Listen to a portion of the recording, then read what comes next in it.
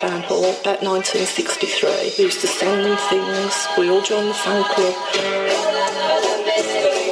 My Beatles Story Day, the 5th of October on BBC WM 95.6. 10 on BBC WM. Adrian Goldberg with you, talking as well as Birmingham City Centre about Nick Clegg saying sorry for breaking his pre-election promise not to raise tuition fees. Let's get a word with Simon first. Simon protested at Birmingham University last year over the fees. Hello, Simon.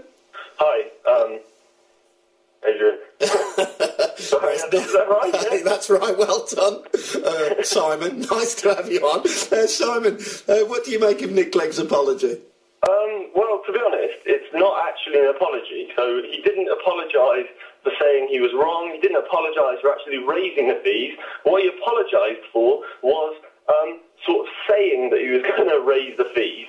So, people protested. The vast majority of the country thought that Nick Clegg was completely spineless to do what he did, to go against his principles. And if he wants to make a real apology, he needs to apologise for that, not apologise for saying he was going to do that, because in the end, that's still letting down all the people who actually voted for him because they thought he had principles. Yeah, he said, we made a pledge, we didn't stick to it, and for that I am sorry. So it was the breaking of the pledge that he's apologising for, not the action of introducing this kind of graduate tax. Well, I mean, further than that, he's apologising not just for breaking the pledge, he's apologising for actually making the pledge in the first place. He's saying we shouldn't have promised to do stuff. And also, I think it's really disingenuous for the Lib Dems to say that, oh, we really wanted to do this. It's really disingenuous for them to say that it was anything other than a cheap tactic to try and win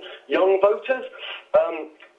We know that during the coalition negotiations, the Lib Dems didn't even try to push for the fees thing. They let it completely go by the by. If they'd have pushed completely hard the entire time and tried to make sure that the rise in fees didn't happen under the coalition agreement, then it would be different. But they didn't. They just let it go by the by.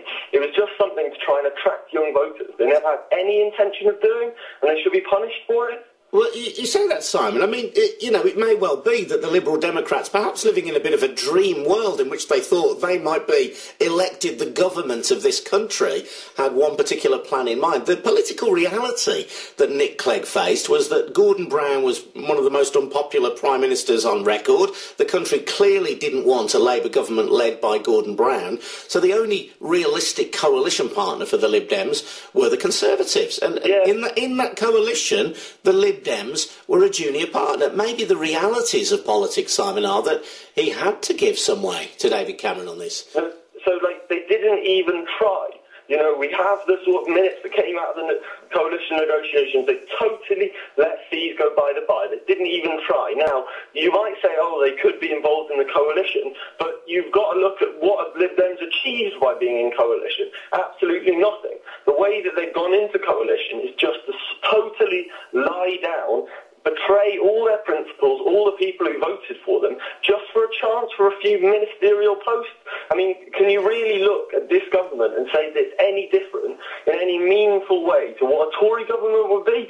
Fees up, NHS dismantled, top rate of tax. The NHS dismantled is a bit of an exaggeration. The last time I looked, Simon, the NHS was still there. But let's go back to this tuition fees argument and the point that John Hemming, a Liberal Democrat MP from Yardley, who says he has no apology to make, he says that what we have in effect is a graduate tax and that there's been no breaking of the pledge. What happens is, Simon, he says, is that people who go to university, if they end up earning a decent wage as a result of their qualification, then and only then do they pay a little bit more in terms of paying back. It is effectively a graduate tax, and it is not unfair, and it helps the poorer members of society, those who earn less well.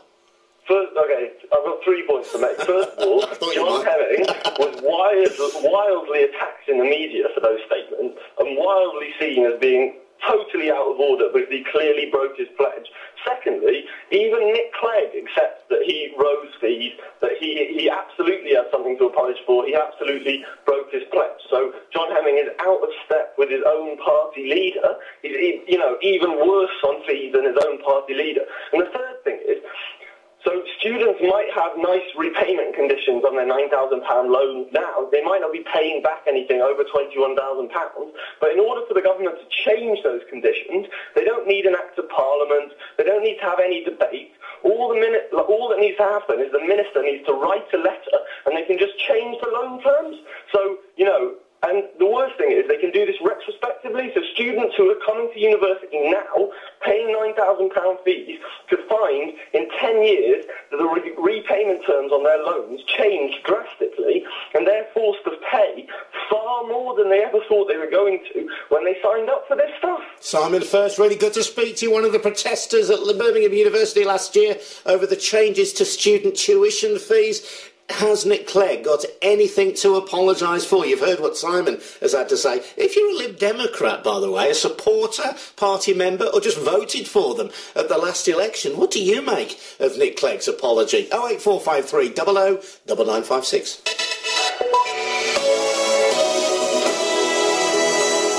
BBC